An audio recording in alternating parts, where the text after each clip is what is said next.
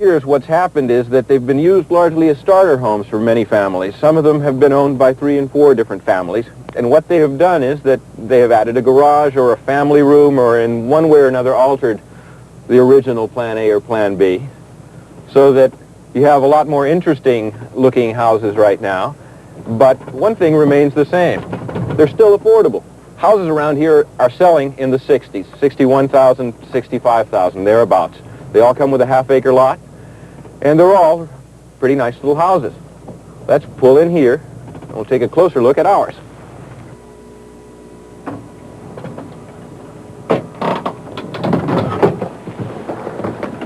Okay, here we are at number 36. 3-bedroom, 1-bath, half-acre lot. And what made this one special for us is that for 25 years since the builder put it up, the same family lived in it. And all they did really was add some shutters and an awning over the door. And of course the bushes have grown, but if you imagine it, it looks exactly the way it did in 1956. And that's what's so appealing to us, because we're not buying somebody else's improvements or ideas or additions. We've got the original house, and we're going to put in our own ideas. I've got quite a few on my mind right now. One of them has to do with the awning over the door, which I don't particularly care for, but let's go inside and take a closer look. Okay, in the front door, and we'll start our little tour in the living room. We've got about a 20 by 10 foot wide living room.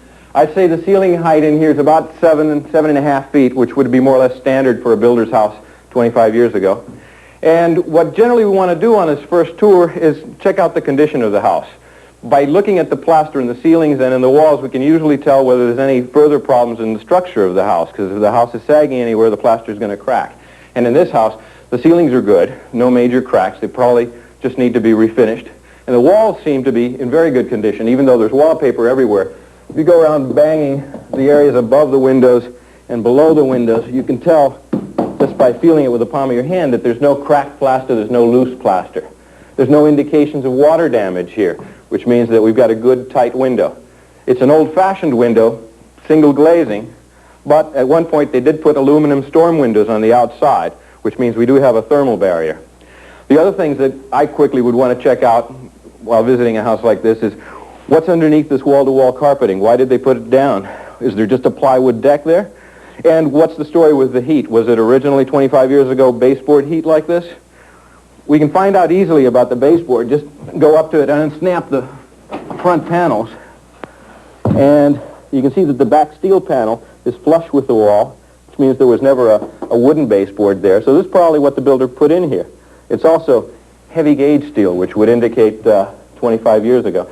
And then usually the best place to tear up a little bit of the carpet is right around here, under a corner. And we don't have plywood in this house. We've got beautiful hardwood floors, oak, and in very good condition, I might add. Because as I understand it, the last occupants of the house were elderly, and they probably put the wall-to-wall down to prevent any slipping on the floor. Let's take a look at the bedrooms now. If we go right around the corner from this living room wall, we can start with the corner bedroom. And take a look here. This is our linen closet, which incidentally is a lot deeper than most.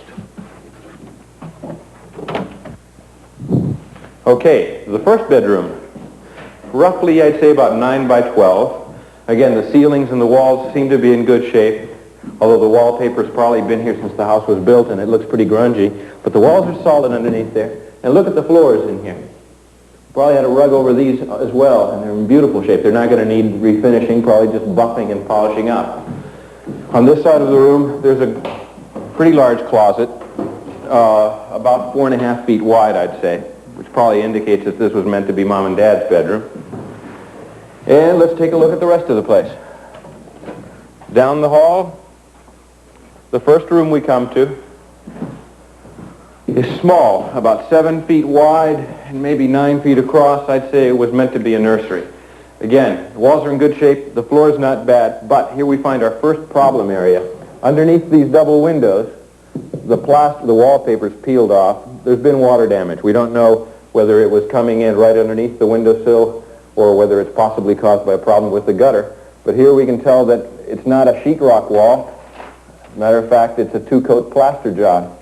And it's coming off, but the finish coat is the white, and behind it was the rough coat. We'll be able to patch that up easily enough. Then, just beyond this one, we've got ourselves another bedroom, a little bit bigger and not a perfect rectangle. This one has a jog in the corner over here. 2 windows, baseboard heat all the way around the whole perimeter of this house, which is something that makes for cozy heat, controlled heat. It's a nice room. It's a good size. And right off of this room is our bathroom, the only bathroom in the house, and it's pink, wouldn't you know it? Of course, a lot of people like pink. The main thing to consider, though, is not the color. It's the fact that the ceramic tile's on solidly. This was probably a mud job. It's probably been done with 2 coats of plaster back there on wire, so that you got to think twice about whether you like it or not. The fixtures are probably the original ones, in good shape, clean looking. I think they've put new fittings in here. And I think the main thought with a bathroom like this is, what can you do to make it more appealing without canceling that nice ceramic tile job? Let's look at our kitchen now. Okay, the kitchen's an interesting area. I guess it was meant to be a dining room in here, in this open area, and the working kitchen where you see it. The space is about 20 feet long and only about 7 feet wide. And the first problem that comes to mind has to do with the design of this kitchen. You've got a traffic problem. If you're trying to work here and open your oven and have visitors come through the door, you're going to go crazy. So I think one of the main things that we're going to have to deal with is this problem. Otherwise, there's a lot of pluses. The cabinets are good and solid, and there's potential for reworking them. Good stainless steel sink, and the countertop isn't too bad, although I'd love to change it. The appliances are in good shape. We've got an exhaust fan already in the ceiling, ducted out of the house and wired so that we can do something with that. And the kitchen, the space itself is well ventilated, 2 windows, and the light is pretty good in here. And of course the main thing is that we don't have to worry about redoing ceilings or walls. Everything is in pretty good shape, just maybe a little cosmetic work. I think we'll have some fun in this kitchen. Let's take a look downstairs in the full basement. One of the best things about the cellar is getting into it, because it's got a nice, wide, comfortable staircase leading right from that main hall. This part of the cellar is a room that is 18 feet square, and I'm not sure whether the homeowner did some work himself or whether it was done professionally, but they did put in wall paneling, and they did some fixing up on the ceiling, and the floor has had some asphalt tile put down, so that they did use it as living space. There's full perimeter heat through it, and it's on a separate zone, so that's a good point. I can really see it being a great rumpus room or workspace, sewing space. It'd make a great carpentry shop, but I'm sure somebody can find other uses for it. Let's take a look through here into the working area of the basement, where we've got all our utility hookups. In this corner we've got our electrical service box, and usually you can find out what size box it is by the label. This is a 60 amp service. Now that probably was quite adequate 25 years ago, and today with the number of appliances that people tend to use in kitchens, we might want to upgrade that up to 100 amps. This cable, incidentally, is just for our temporary TV use. Over here we've got the whole of the plumbing. This is it. Remember, the pink bathroom is right above my head over here, and back to back with the kitchen, which is in this area over here. So all the waste from all those appliances are coming down this pipe. And we used to have laundry equipment down in this corner. The hookup was right here, and the hot and cold water feeds were here, so that you've got everything ready to just bring equipment in and put it there. In this corner of the basement, we have a 275-gallon oil tank. This house has always been heated by oil, and the tank is in very good shape. There's no rust on it. That's one of the advantages of keeping it indoors. And then, hooked up to this cute chimney stack, is what might be one of our first serious problems, the furnace. As you can see, it's suffering from corrosion. Astonishing how it's rusted out, but then this is only the steel jacket around the outside of it. There is fiberglass insulating material in there, and a lot of rust. We've got a burner that we're going to have to study from the point of view of whether it can be cleaned up and modernized to make it burn the fuel more efficiently and less expensively, or whether it's going to be more reasonable to just chuck it out and put a new one in. We don't know. We'll have to study that situation. But on the whole, we're hoping and keeping our fingers crossed that we can do something with this equipment that's innovative, at least more innovative than tossing it in a dumpster. Let's take a look on the grounds outside, right through the bulkhead entrance. This is an unusual bulkhead, too. The steps are steel, the whole thing is steel, and it's spring-loaded. It's kind of like the hood on an old Pontiac. It's got a little bit of rust on it, but we'll be able to fix that up. Now, the lot itself is 18,000 square feet, just under a half an acre. And remember, it's farmland, so which means it's pretty fertile soil. As a matter of fact, there's evidence behind me that somebody had a good-sized vegetable plot growing here. And someone at one point built a barbecue, which we might be able to salvage. It's nice flat land, and it abuts some woodland back here, like a hardwood forest, not a large acreage, but certainly a nice thing to have as your backyard neighbor. The land is flat. There aren't fences dividing our plot from the neighboring plots, and frankly, everybody around here takes very nice care of their houses. The street is quiet, but just ahead of me over here is one of the main assets that we've got on this property, a detached garage. Let's take a look inside. None of these houses came with garages, and we've found out that this one was built about 13 years ago. It's 18 feet deep, 16 feet wide, on about a 6-inch concrete slab. It's got 2x6 collar ties and 2x6 framing, plywood decking, plywood siding with cedar shingles on the outside.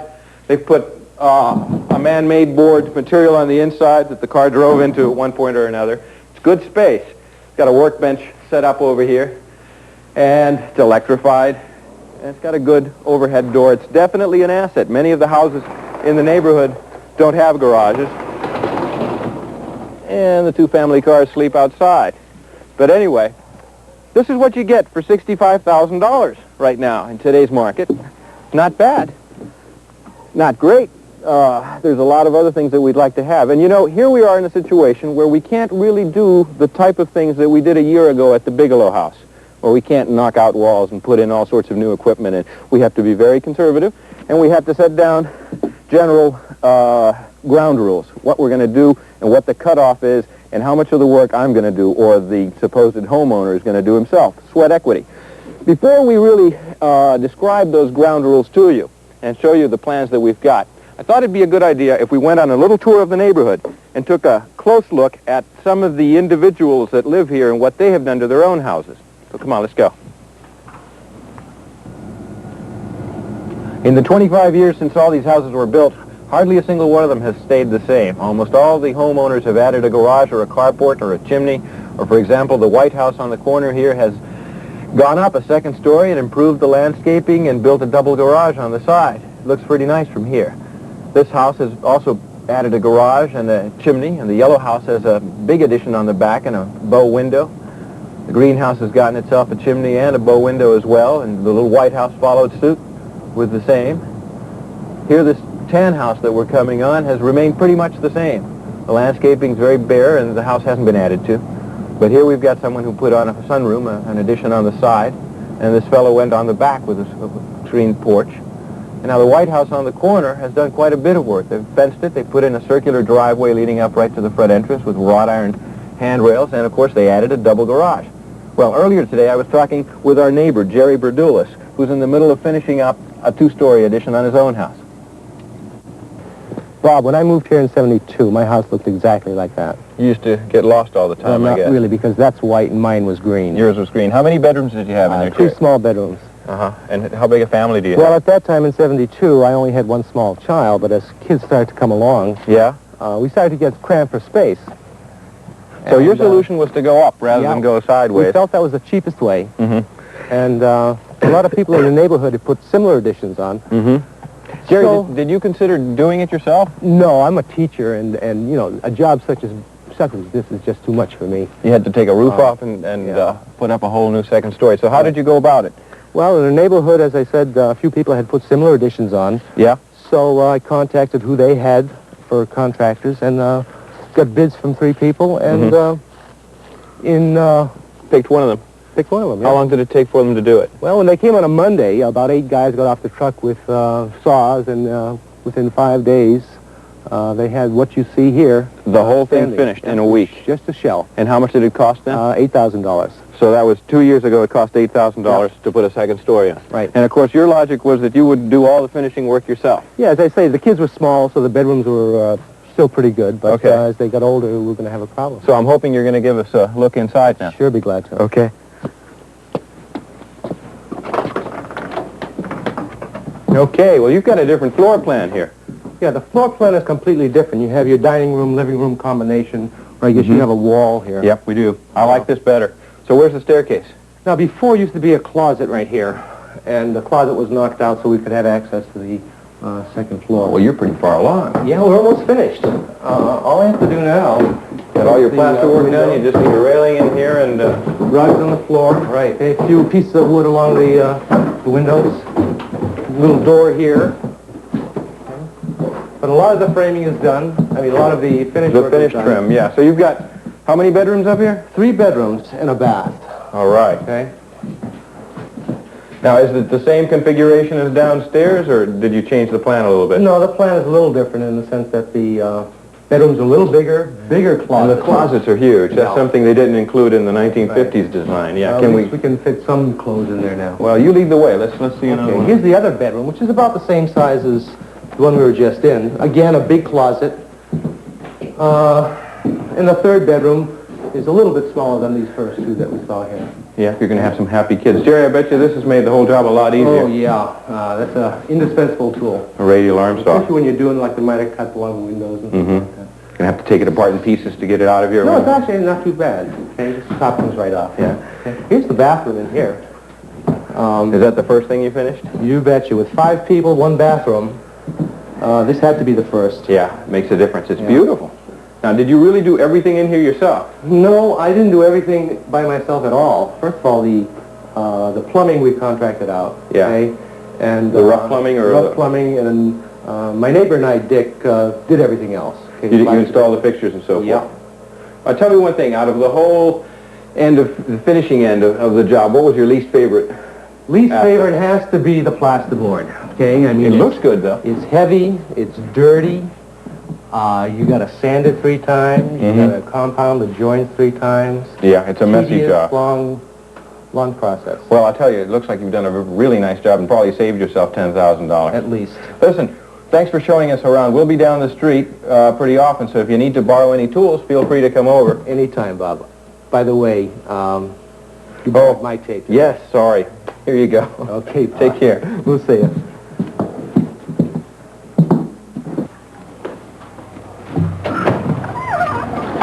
Okay, now that you've gotten a look at what some of the neighbors around here have done to enlarge their houses and individualize them, I thought we'd take some time with a model that we've built to show you our plans for this old house. First thing I want to do is I want to provide this house with a real master bedroom in what is now the living room. So I'm going to get rid of these front steps. I'm going to remove the front door and the big picture window because after all that's the north side of the house and all it overlooks is the street out here.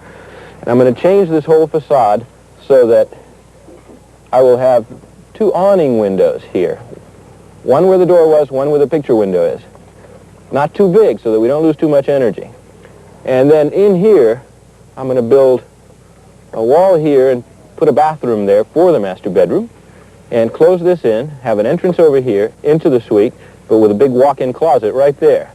I'll save that window and I'll save that door. Then, coming over here, if you recall, I've got a galley kitchen that doesn't work very well with a door coming right through it, and then a dining space.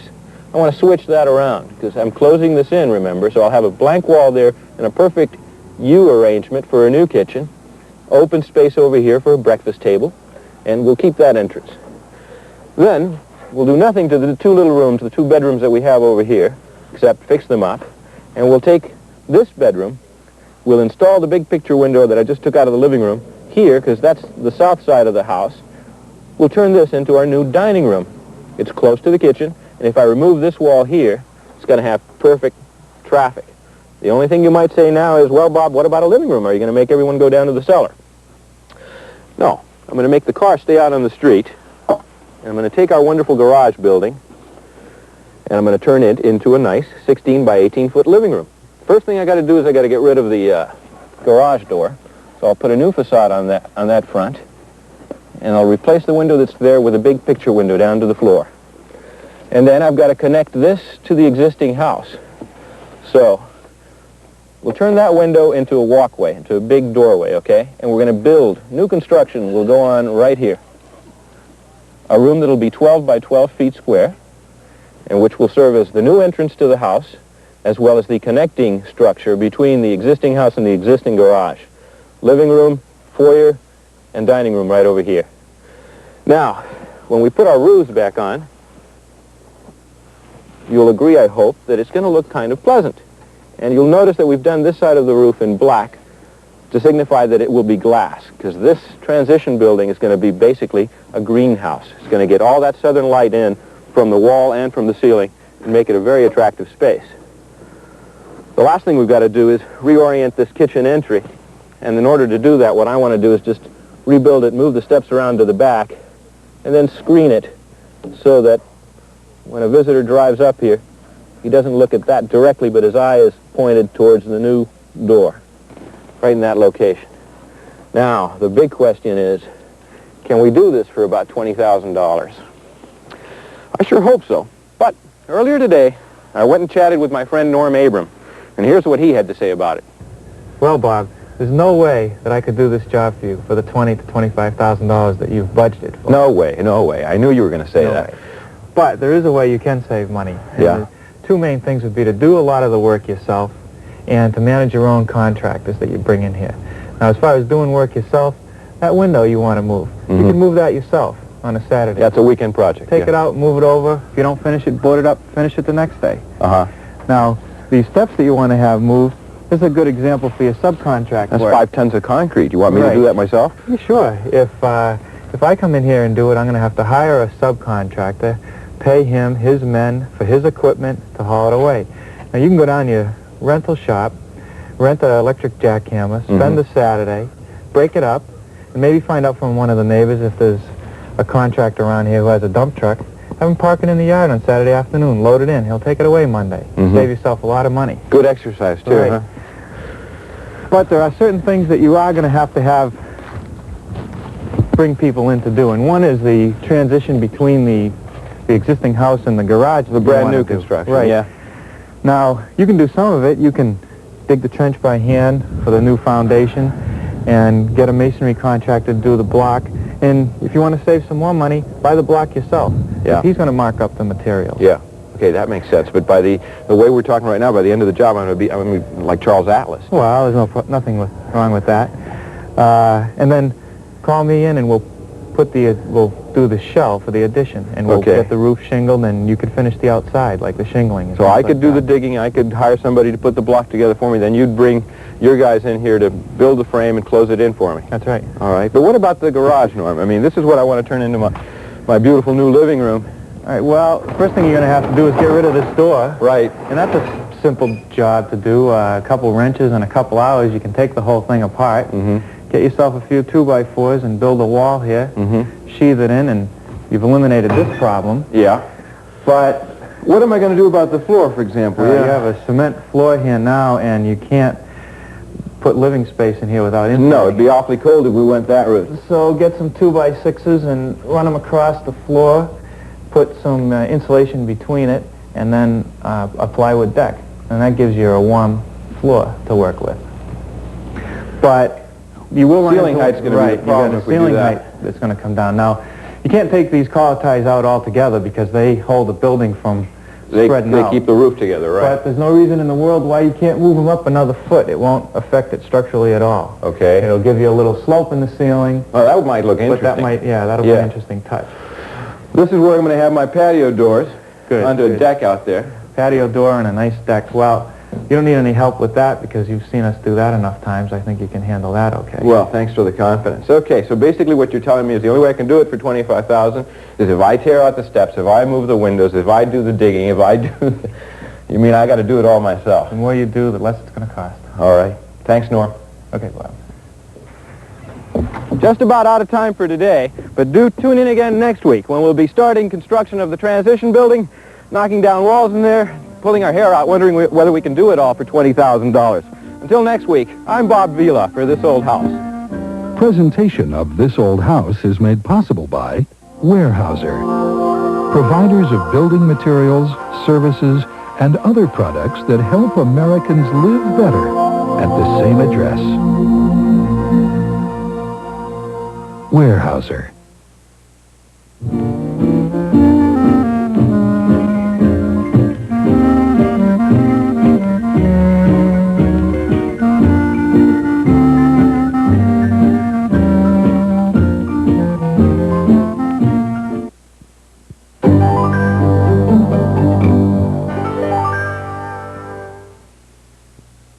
This broadcast was made possible by Nassau-Suffolk Lumber with 6 convenient locations throughout Long Island.